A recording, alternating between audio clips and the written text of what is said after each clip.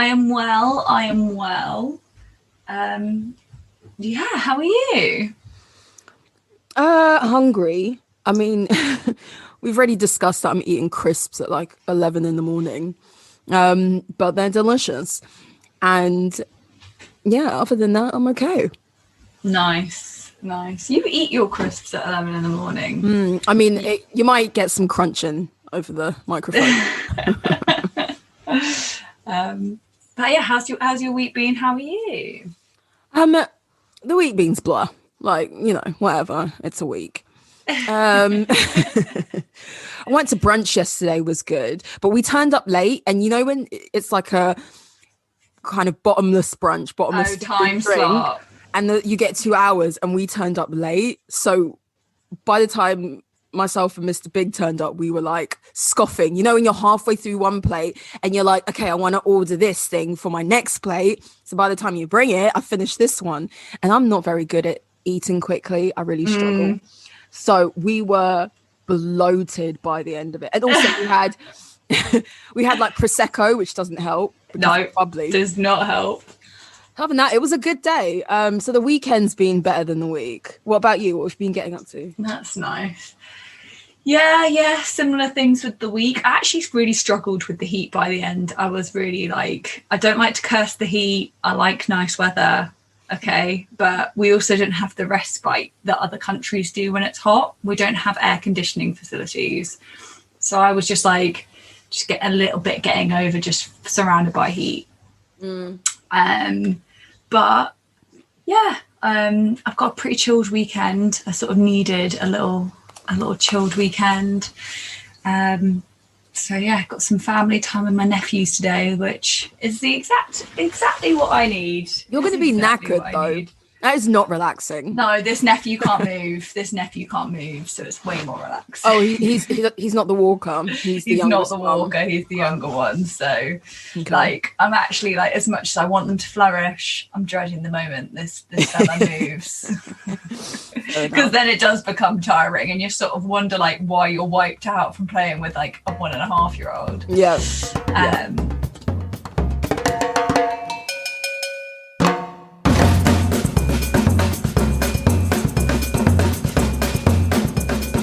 I know you said you've got multiple fashion stories this week. Yeah. Let us have them. Okay. Well, do you want to start with yours? Sure. So, I was on TikTok, good old faithful TikTok the other day. I love TikTok, yeah. And I found out that with the new release of the Apple Watch, which I don't know which version it is, but I will, for podcast purposes, when we post about it, we'll tell you. There was a Hermes collaboration. Oh. And I was like watching this thing, being like, am I getting punked? And then I was like, but someone would have gone to a lot of effort to make the packaging look like Hermes, to like do it all. So basically with the latest release, I don't know if this is just a US exclusive, but there was an Hermes version of the Apple Watch. So what that meant was it came with like this leather strap that was stitched very, very Hermes, and had Hermes on the metal sort of buckle for the watch. And then the sort of plasticky sports strap that tends to come with an Apple Watch was like the Hermes orange, and all the packaging was Hermes. It was not Apple, or like it was like Hermes times Apple, but like it was the orange, like how you'd unbox your Kelly kind of box thing. Well, that's the thing. A lot of brands do tech accessories. So to me, if it's not like in collaboration with Apple, I would definitely see them doing straps, because lots of companies do, and lots of brands do replaceable straps, or like phone case covers and things like that. So yeah, I can see it happening, and I can see people buying into it. Yeah, I don't know what the price tag is. But it's also just a strap, like it can't have added that much to it. Yeah, but you're paying for the brand, aren't you? And you're paying for like the leather and fanciness and the orange box and whatnot. You're paying for the packaging and to be able to say it's actually a mess. So But yeah, I just thought that was a cool collaboration, something sort of slipped under the radar. You know what Hermes are like, they don't really sing many things from the rooftops. Like, if you know, you know, but like Yeah. they don't sort of spread it too mainstream. So I thought that was a cool little collab. Yeah, I'd like to know who would want to get that, because like the thing is with tech accessories is like as soon as Apple drops a new phone, it's a new size, it's a new shape, and then you can't use your Gucci phone case anymore, whatever it might be. Apple Watches, I don't have one, so I don't know if the different models and the different versions actually differ in spec that much.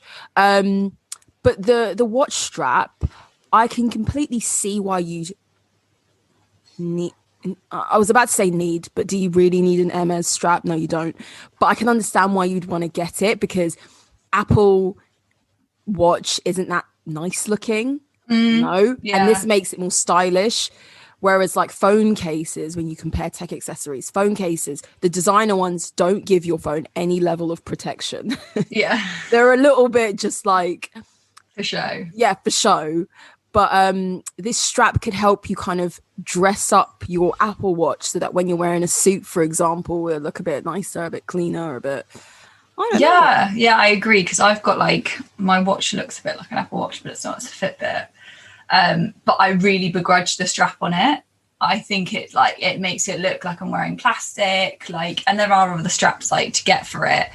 But I'm also like deciding if I even want to keep this watch like long term. Because I'm a big fan of like a classic watch. Yeah. I think they look really nice. I do this more for like knowing if I'm moving enough, which I definitely don't. So maybe I should just get rid of it.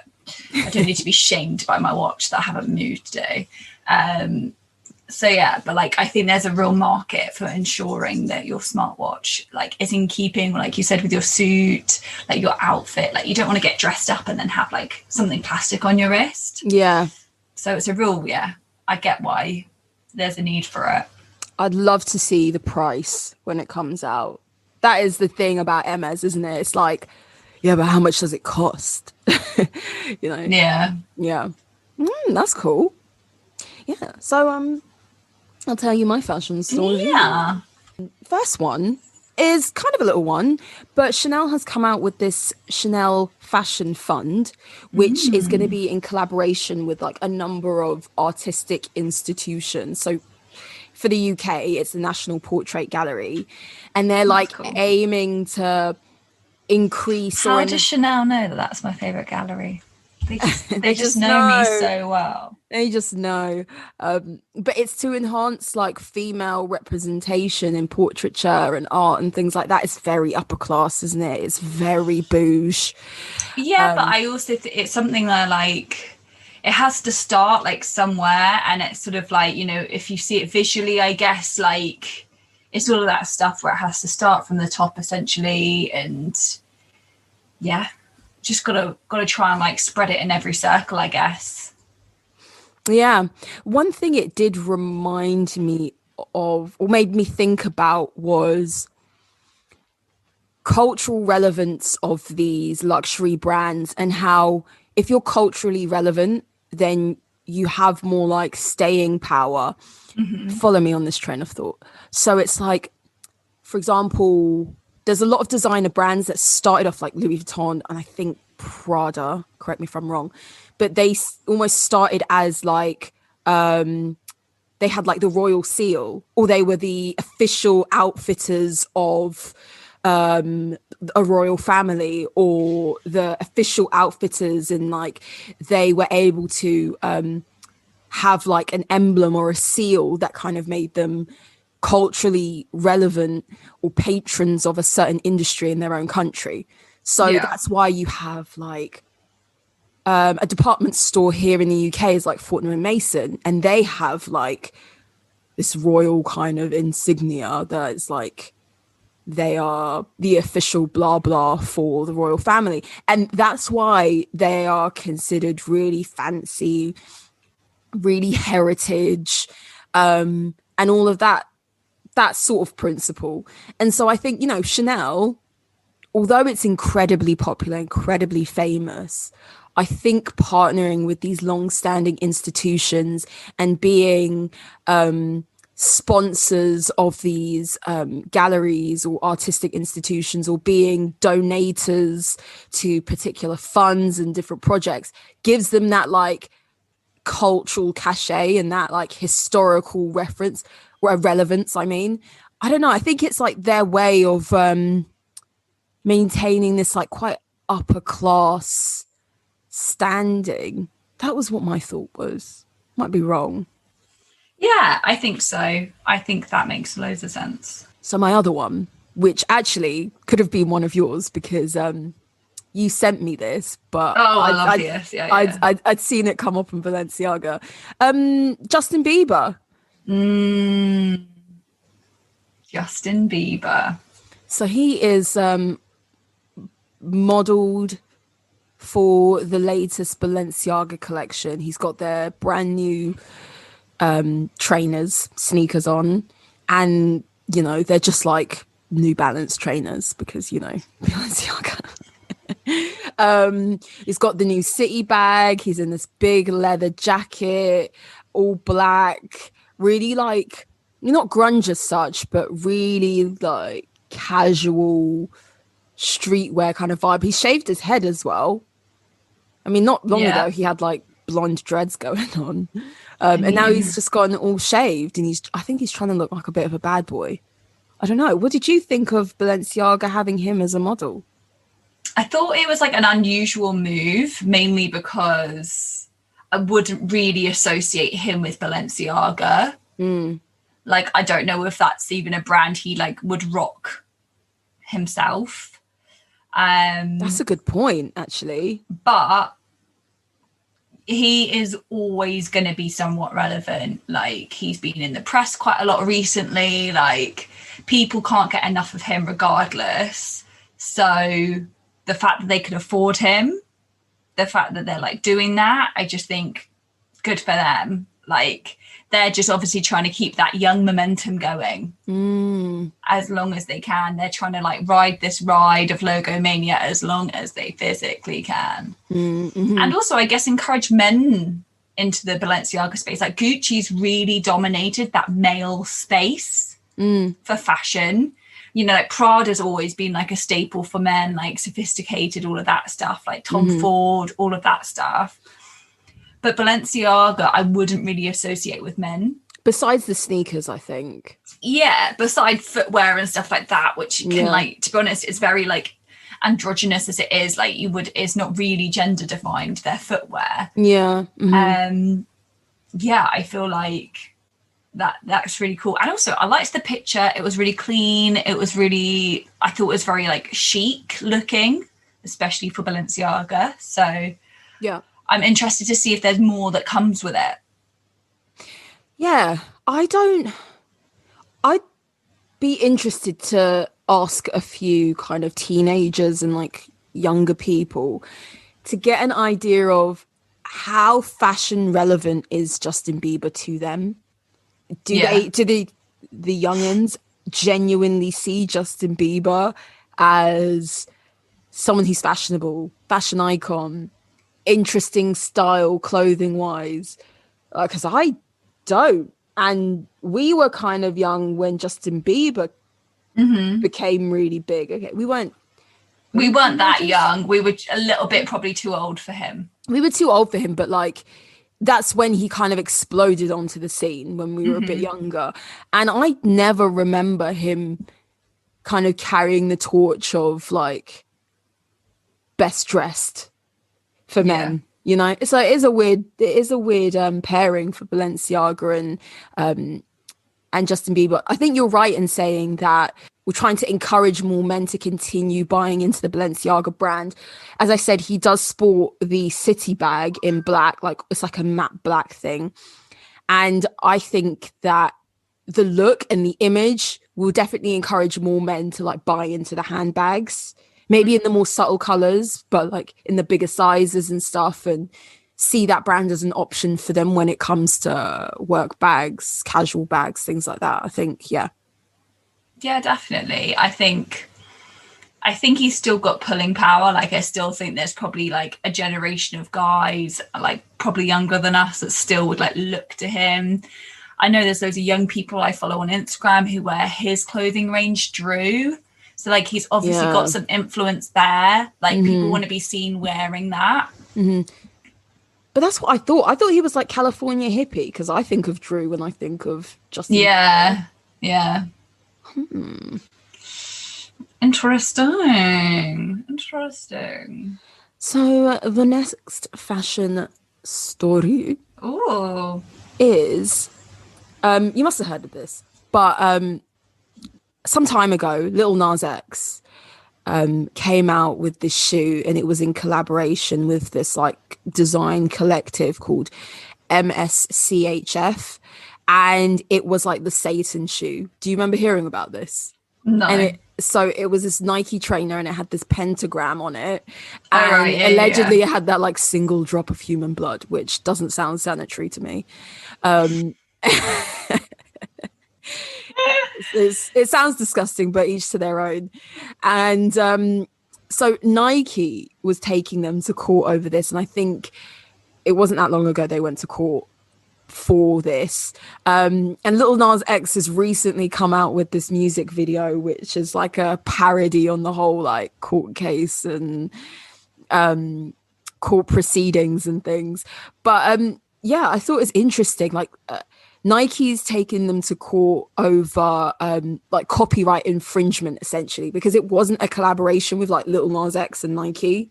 It was like Lil Nas X and some other collective, and they were their argument is basically that this has created a dilution of their brand, and it creates like what they call an erroneous association between this collective's products and Nike's products, because they're in no way like connected, but this like shoe collaboration makes it seem like Nike's part of the Satan shoe thing, which they're technically not. So yeah, I thought that was interesting. That's really weird. Yeah. Well, he's been coming under fire as well for his latest like music video, where people like try and like make out like he's just trying to shock people. So I wonder if it's like the momentum of this like thing of people just deciding that like he's trying to be a bit too like shock factor for attention or whatever. Not that I think that he is, but yeah. Oh. Yes. And so also, have you heard that LVMH has bought a majority stake of Off-White? So context. Really? Yeah. Virgil Abloh, as you know, is the creative director for menswear at Louis Vuitton. Doing great things. People seem to love his stuff. So LVMH have kind of taken on a closer partnership with him, and they've bought out like 60% of his brand, Off-White, but he's still going to be creative director of Off-White. And I think from what I've seen around, there's a lot of indication that it's part of a bigger plan for LVMH to bring Virgil on as like managing or directing or whatever more brands within the LVMH family, which I can see happening. Wow. I think I think that's a good fit, you know. I can like see them being like working well under that umbrella group. Yeah. Because they're just big dogs out there. Big dogs. Yeah. And I think they'll continue to make a lot of money. Like it kind of makes sense. And I think people will like ride that wave and buy into whatever Virgil has his hands on, to be honest. And then lastly, obviously, because Olympics, we have to talk about Olympics. So the ones that I showed you before was not the correct. They were not the correct ones. I think that was from a different year. Yeah, which was misleading. But this year's uniform for the UK Olympic team, or I should say Great Britain Olympic team, is actually all right. It's designed by Ben Sherman, the brand Ben Sherman, which is very British. Very. I haven't heard that name for a really long time. I know. It's very 1960s nod to British fashion as well, because Ben Sherman is known for that, and they're like herringbone coats and you know. And also Britain loves to harken back to the swinging 60s. Oh mate, like that is Britain's like cultural reference in the 20th century. But yeah, so I was wondering if you'd seen the jackets and the suit and everything, the uniform essentially, and what you thought of it. You know what? I think this is okay. It's always going to be a little bit like naff looking because you have to make it like super patriotic. Yeah, exactly. Yeah. And like, you know, like the fact they've got like a lion on one sleeve of the polo shirt, like, is that a little bit naff? Probably. Does it look a little bit like yob culture of those like polo shirts? I can't think what that make was called that everyone used to wear, of like those really like chavvy polo shirts.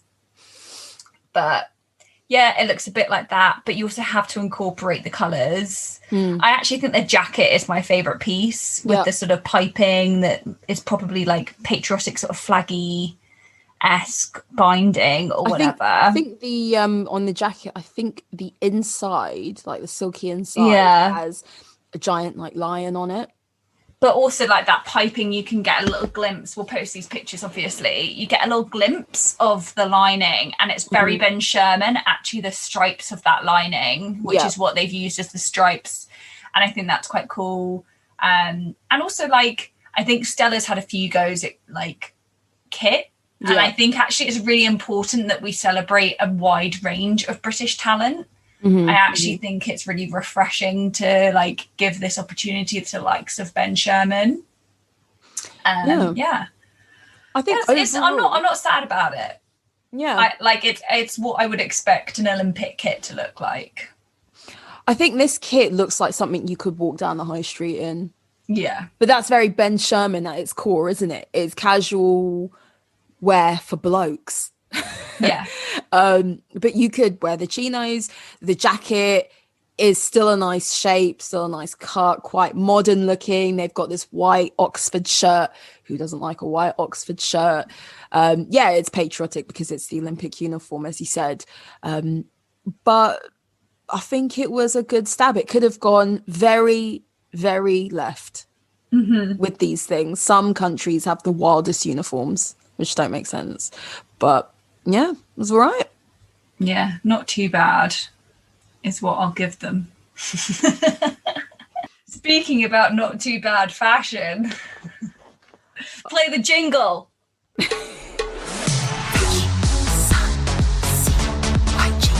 our island fashion alert, Right, on to what I'm finding to be a really difficult segment, which is the Love Island segment. You guys just heard the jingle. Why is it so difficult?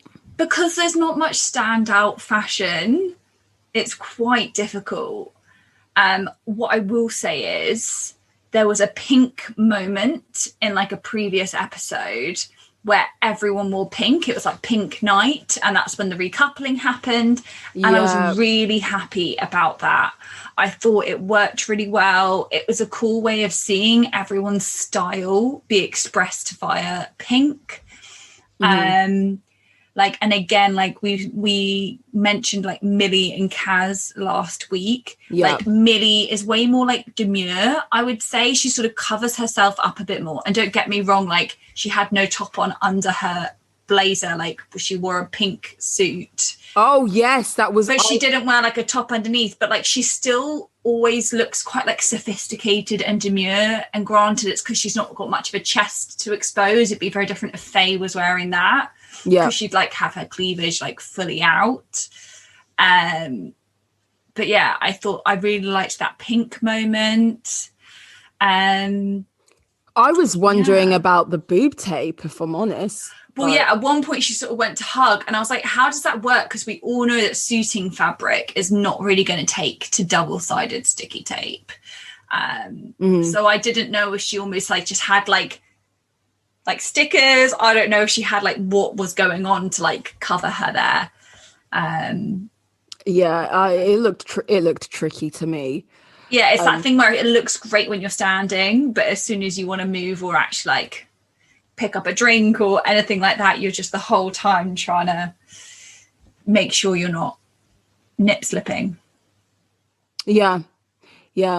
I wanted to actually talk briefly about the brand that is kind of like the first time we've seen it in Love Island. I mean, this year's Love Island. And that's the Rewired brand. They all like keep wearing the caps. Yeah. And I just find it interesting because it's not a brand I've ever in my life seen before. And oh, really? Do you know what Rewired is? I've seen like the caps and I've seen that R before. No, like, but outside of Love Island. I think I've seen it on stuff, like not that I follow it or like I didn't know that's what it was called. I knew that it was, I recognized the R, but I'm amazed that like that's allowed now. It really shows our progression onto like being able to shop from your TV, which is what we like spoke about, especially with ITV last week, because previously and this has gone back a long time, like Big Brother style, if you had like a Nike t-shirt on, you had some black tape over that logo. And similarly on like Love Island, you almost had to like not be showing or like giving too much for a brand. I know in other countries they very much are sponsored by stuff, you know, like TV I think is less heavily monitored by stuff like that. Like the Australian one, you clearly knew the beauty was sponsored by this and like all of that stuff. I think it just depends on what sponsorship contracts they have. Yeah. I don't think it's like TV, you know, like Ofcom or something. Yeah. But yeah, there are, and I think that's why partly I was surprised to see Liam in Nike last week. Yeah. Because it was like, oh, he can you just very wear. rarely see that. Yeah, he can just wear the Nike swoosh and it's not like taped over or blurred out or something, you know? So yeah, I think that for me, Love Island has been able to take these not very mainstream brands, like I Saw It First and Rewired, and make them into like household names, because I had no idea what this brand was, which just had an R on everything. And to be honest, I thought it was River Island at first. Yeah. So yeah. And I would love to know what like the criteria or what they look for in brands that approach ITV and say, we want to sponsor you. Is it just a money thing or is there more to it? Yeah, I wonder.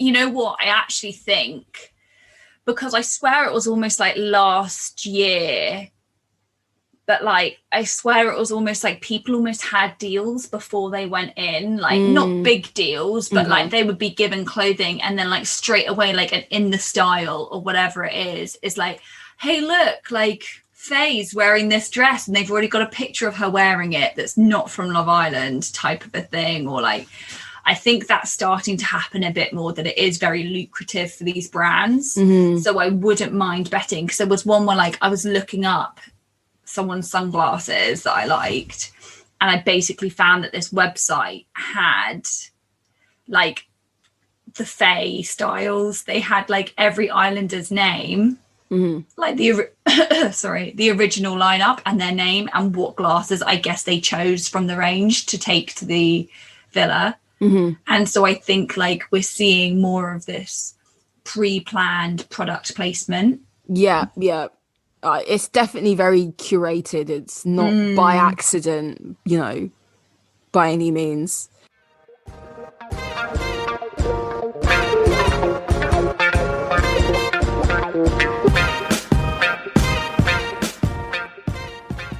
We interrupt this broadcast to remind you, go follow us on Instagram, StyleOverSubstancePod. Shoot us an email, styleoversubstancepeak@gmail.com. Find us on YouTube, find us on Twitter. We've got all the links on our Instagram. You know what to do.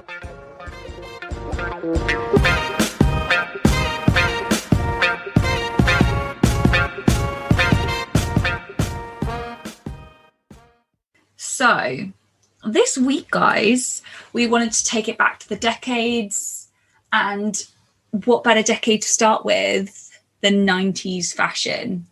So in case you guys didn't know, we are 90s babies.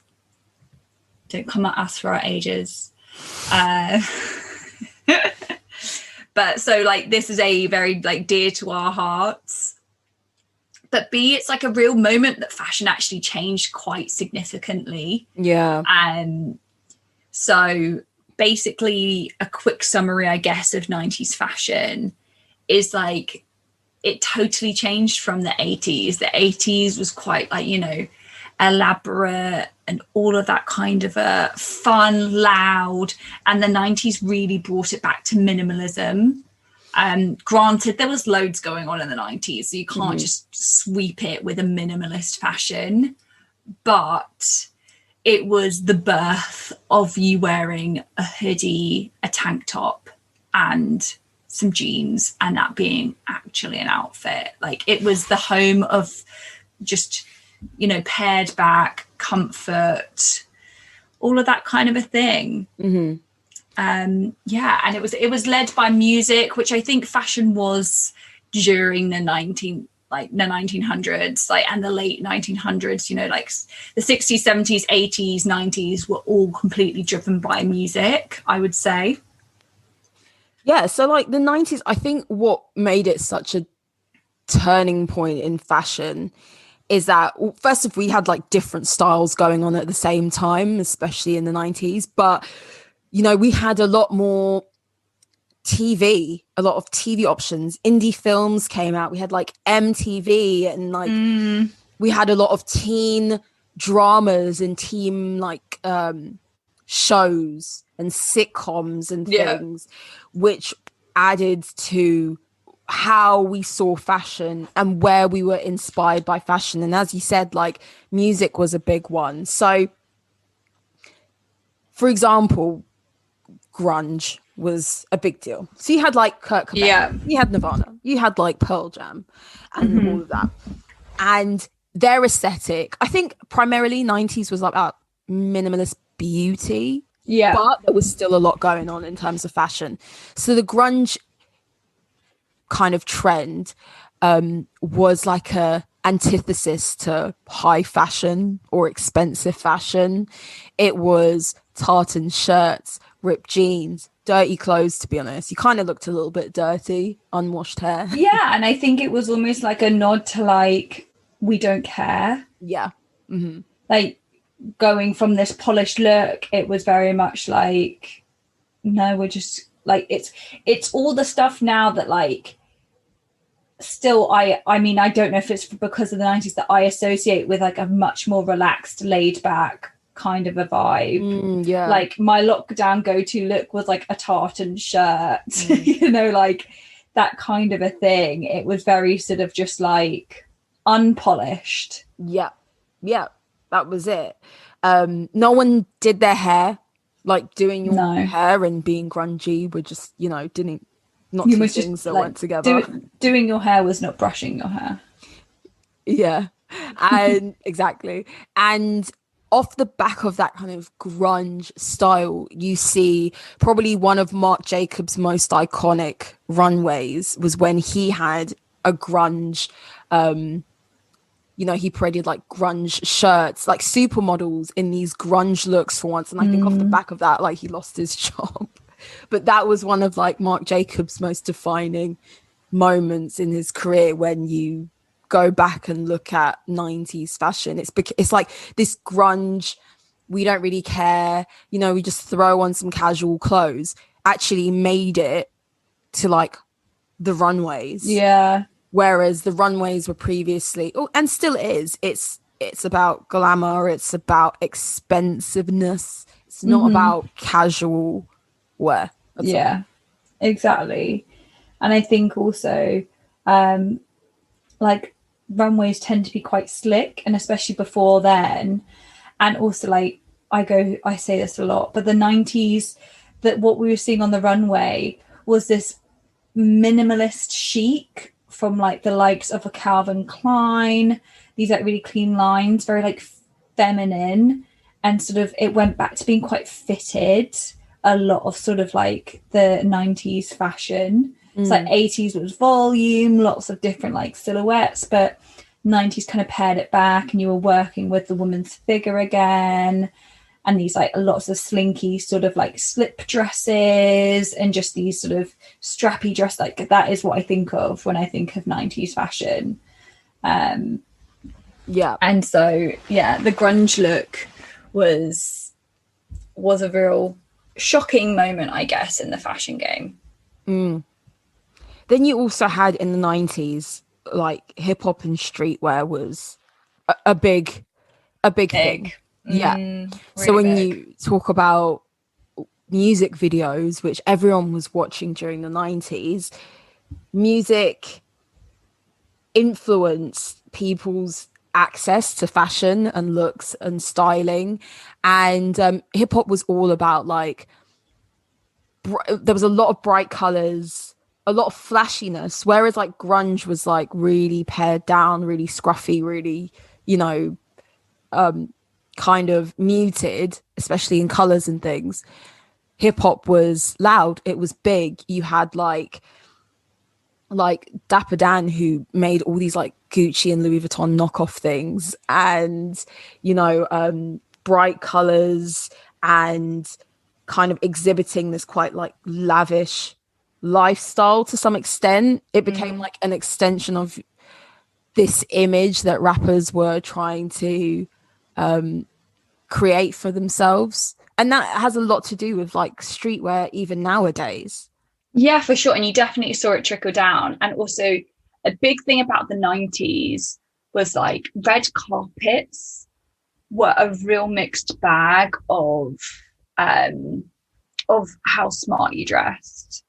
Like, do you know what? Like, some people would turn up literally in jeans and a t-shirt, and so this sort of like R&B culture trickled its way down to sort of red carpet looks. Like, I can really remember and stand out moments of like, so like I remember this look from like Vivica Fox.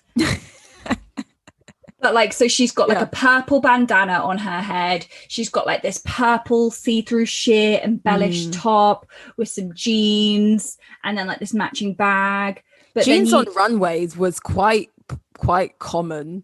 Yeah, and this is on like the red carpet too. Like it was super common. But like it's this like bandana like like you could imagine seeing like Aaliyah wearing a similar look, but maybe not with the jeans in a music video. It's almost like it washed its way through to just everything. And even then you like this Lil' Kim look, this purple, where she had like a little star or whatever on her, or maybe a shell on one of her boobs, and this half outfit, and it was like a real explosion of color. And just even then, like the tinted color shades to match. And there was a real moment, I don't know if like this is your memory of it, but especially when it came to like girl groups, they had a uniform. So like, and I don't mean like the Spice Girls have their own like realm. It was that like Destiny's Child, everything they wore was made of the same fabric. I'm pretty sure like Beyonce's mum made their outfits and stuff. But it was the same with like TLC. Like they were, you knew looking at them they were in a band. It's not like now that like Little Mix, like you have your own persona. You all wore the matching like different versions. And it was just like, it was this real, I don't know, it was really sleek at the time. Like I felt like it looked really cool. But yeah, and also just there was just this real like identity of groups and music acts, and I just like, it was just really cool, like the hip hop scene with like TLC. Like I just and it, you saw it on the red carpet. So like nowadays, if you think of like what you see Little Mix wearing in a music video, they wouldn't then turn up to red carpet in the same look. Whereas like back then in the 90s, you kind of just wore everything everywhere. It was just sort of like, I don't know. I know what you mean. Like now I think that music acts are always trying to wear something different, give you different looks, reinvent themselves all the time. showing versatility. But then it was like, this is our look as a group, and we'll wear the same thing in different colors. Yeah, but also like Christina Aguilera, I remember like that's probably actually 2000s, but still it sort of trickled into that, like her Genie in a Bottle music video. Yeah, she would have worn that like top and jeans on the red carpet or doing stuff. Like it just wasn't so varied, like you said, of reinventing. Like that was your style and you sort of stuck with it. I love that, like R&B girl band, and that's definitely made a comeback now. We see that sort of thing all the time, like in maybe not like celebrity so much, but definitely in everyday normal Instagram culture for sure. Yeah, that's right, Instagram culture. Yeah, definitely. What else is on your list? Things like kind of what you were touching on before, this like minimalist makeup look, beauty, aesthetic, kind of feeds into grunge. But so on TV, things like Buffy the Vampire Slayer and loads of other shows where we had like Friends, I guess. Yeah, Friends as well. A lot of like female protagonist shows, especially. The look was always quite simple. Like no one really did much with their hair. You know, it was either like you had plaits or you just wore your hair like normal down. Yeah, natural. Really natural. Now we are so overly groomed. Back then it was about largely being fresh faced. And I think also what we tend to see now is people I don't know what the word is, but over romanticize the 90s fashion. When people go like, oh, I'm doing the supermodel makeup or of the 90s, or I'm recreating the looks of like beauty looks of the 90s, and they do all these, they put on this makeup to look like they're not wearing makeup, and it was like, no guys, back then they weren't wearing makeup. Yeah. It was a moisturizer, it was a big tube of that really like glossy lip gloss. It was a swipe of like purple eyeshadow and maybe some blush and some I have a whole like list of different trends that normal people used to buy into. Should I go through them now? Yeah, go for it. Because it just reminds me of that. Okay, so like the ones I've mentioned. But do you also remember wearing those little butterfly clips in your hair? Sure, of course. Yeah. As many that could fit on my head. Yep, and they broke really easily. They weren't comfortable, that's for sure. We also wore a lot of dungarees. Dungarees not flattering, guys. They're just not. Crimped hair. Crimped hair was as kind of the most amount of like hair teasing that you were really gonna do. Or like if you didn't have straight hair, you would like straighten it and then crimp it in places. Jelly sandals. People forget how bad these things were. Terrible. They're actually terrible.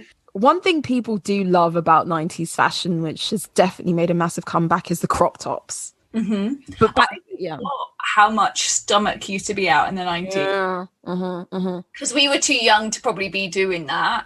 Yeah. But like I forgot how much stomach there was, because low rise, like high waisted jeans were not a thing. It was all about the low rise, the lower the better. And then like whether it was just that your cardigan only had one button and like your breasts splay out type of a thing, or you just generally it looked like your top had shrunk. I wouldn't even say we called them crop tops, it was just that. Of course, there was always a space between your top and your trousers.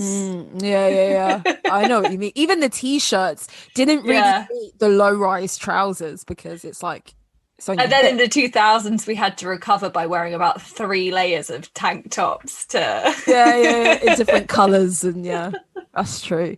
So crop tops is interesting, because when you take like the Christina Aguilera, you take like what fed into like the Britneys. Yeah. Hit Me Baby One More Time. It was like this adolescent, but also trying to be sexy as an adolescent. Yeah, sexy schoolgirl vibes. Yeah, there was that like beginning to emerge. which is actually really weird when you think of it. Yeah, it is. It's very weird. But like Clueless really built into that trend, and it was really iconic, and it still is. Yeah, it's a weird concept when you think of it, that we were trying to be a sexy schoolgirl.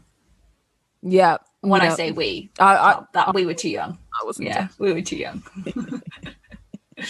And then we had like lots of other things. We had those snap-on bracelets, whether you'd like whack it over your wrist. We'd have mood rings. Yeah. There were so many things that kids and like teenagers and young adults used to buy into and wear. And I think that's what made it such a interesting time for fashion. There was like, it splintered into different. It was really hickledy-pickledy. Like, there was just so much going on if you think about it. We just described so many contrasting trends. And like there were very much different categories that you fit into.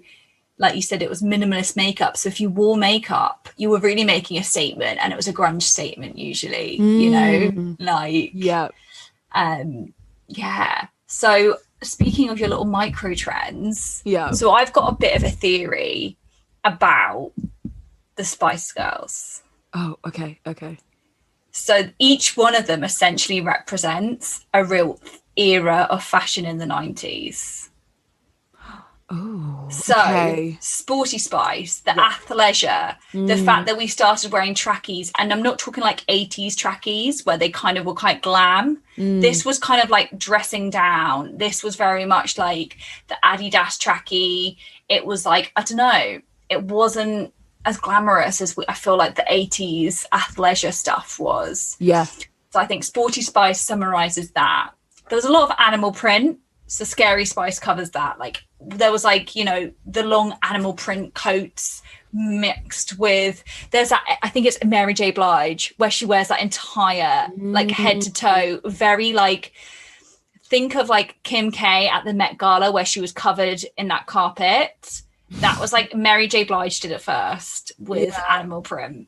So we've got the animal print covered. The Calvin Klein minimalist look. That's Posh Spice. Yeah. And then we've got that girly vibes. That Baby Spice.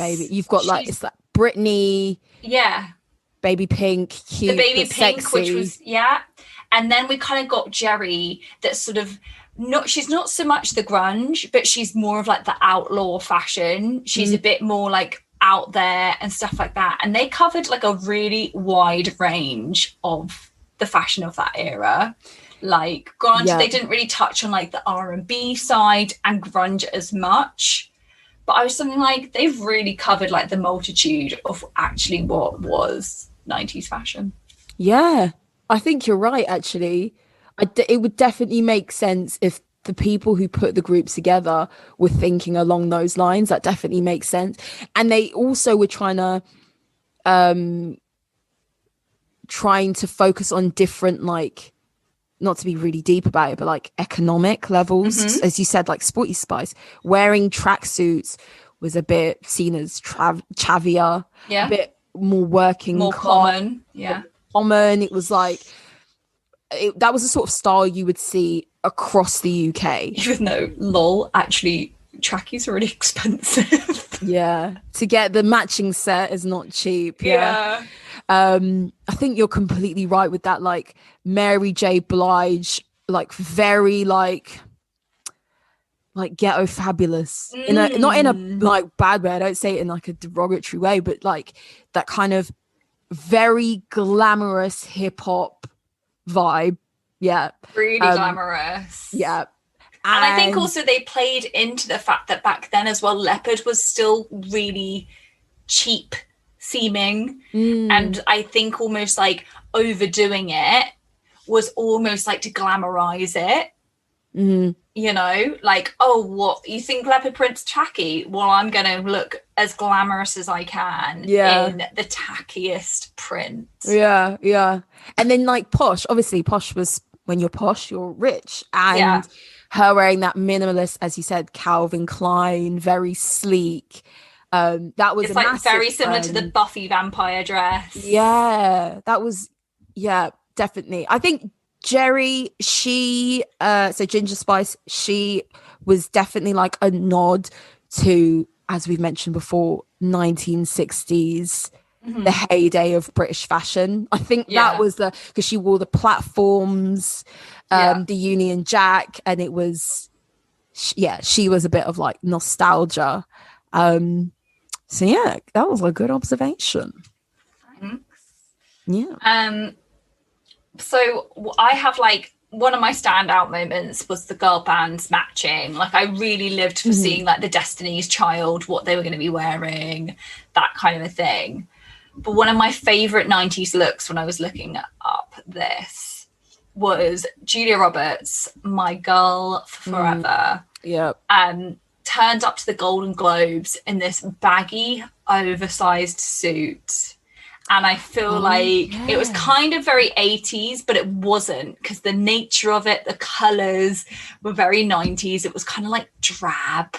Like the 80s, it would have been like, I don't know, more colourful, I guess. Or it would have been more structured, I think. Yeah. It would have been more like intentional. Whereas the 90s was about looser, being like, back to that whole grunge thing. It was like, I'm going to throw on this masculine looking, oversized, like not very tailored suit, but make it like fashion because it's just effortless. And I really, when I didn't realize at the time that it was like a Golden Globes thing. I thought it would have been just some appearance, but to turn up to the Golden Globes, which is one of the biggest awards shows, wearing this really relaxed suit, and it was around a time where, you know, she had a lot of good films out, like she probably would have been a nominee. Yeah, definitely. I really like that. I think that's like the epitome of it, is that like you have the flip side of like the Elizabeth Hurley Versace safety pin dress. Yes. But then you like literally like, we'll post, I found so many pictures. I think our Instagram will be really heavy next week. I apologize. But like the mixture of what people wear on the red carpet, like I just can't explain, is nonsense. Yeah, it's true. It is so all over the place. People are just living in like different time zones or like different eras, and they're just all coming down the red carpet. And like, some people are in jeans, some people are in ball gowns, some people are in like overly matchy outfits, like the jewelry. Like, oh my god, the Olsen twins. Yeah. But everything was a bit too. Couples used to coordinate. Overly coordinated. Yeah. Oh, definitely. I think for me, kind of key fashion moments. One is Tom Ford's Gucci, because this was when Gucci was nothing like what it is today. It was overly sexy. All the ad campaigns were like the most iconic one was this woman pulling down her knickers and her pubes are shaped in the Gucci G. That was the level. I've not seen that. Have you not seen it? Oh my god! How That's have you not amazing. Seen it? Was if like, Instagram lets us post that, then we will post that. Yeah. Tom Ford's Gucci was about being sexy. Love Tom Ford's that Gucci. Was just it. And so that was, again, a very sleek look, a very like quite a minimal look. So check that out if you haven't. And then another one was obviously the death of Gianni Versace, because that's quite a big moment in fashion history. And that was, I believe he died in 97. And that was a turning point. I mean, now we have like Donatella, who's taken the helm of Versace. But yeah, those are my two biggest 90s fashion moments. Big. And we haven't really talked much about the fact that it was supermodels that drove a lot of fashion moments as well. But none of my standout looks, I would say, are from supermodels. No, I think the supermodel thing is less about the fashion. Like, we weren't looking at, well, I don't want to say that, but the supermodels were models for a particular brand as well. They had quite close relationships with designers at the time, and it was an iconic part of history because these like supermodels were massive. I don't know. They were kind of like exalted a bit more then. They were very for sure. They were almost higher than celebrities. There was like the top 5 that was Naomi Campbell, Cindy Crawford, Christy Turlington, Linda Evangelista, and then I'm going to butcher it. It's either Taina or Tashina Pettit, who was replaced by Claudia Schiffer at the end of the century. And then Kate Moss enters this like big 6, or makes it the big 6. But they were almost higher than celebrity because of the money they commissioned, like all of that kind of a thing. But like you said, their fashion, you observed them more in shows than you did outside of shows. Yes, they got photographed a lot, but because they sort of had these brand partnerships, they weren't like driving forward fashion, because it was very like the catwalk was doing it essentially, rather than the models, I feel like. But I could be misinterpreting that wrong, because we were not there like on the forefront of. No, we were bambinos. We were just busy like wearing snap bracelets and butterfly clips and. Oh my god, I had so many butterfly clips. It was terrible. I also feel like honorable mention to the co-ord. I feel like this was a real moment for just matchy. You know. Yeah, like and even like I feel like the 90s for me was like you had an outfit, whether it matched or not. Like, well, it would come as a set. Like you often like bought an outfit as like a one, and you wouldn't often like wear that top with another bottom. It was like you had these looks. I feel like fashion's way more fluid now, but I think there were sort of looks that went together a lot more in the 90s. Yeah, I know what you mean. What a time to be alive. Oh, it was a good time to be alive, to be honest. Oh, well, yeah. I mean, I think that's all for our 90s fashion episode. The good, the bad, the ugly. What's our poll this week? I guess what was your favorite 90s trend? And when like, and I think we don't mean big trend, like the small trends you were talking about are the fun stuff, you know, like what was your vibe in the 90s? Yeah, were you grunge or were you preppy, or were you a bit in the middle? Yeah. So we'll do maybe what was your favorite trend, but also like how did you dress in the 90s? Yeah.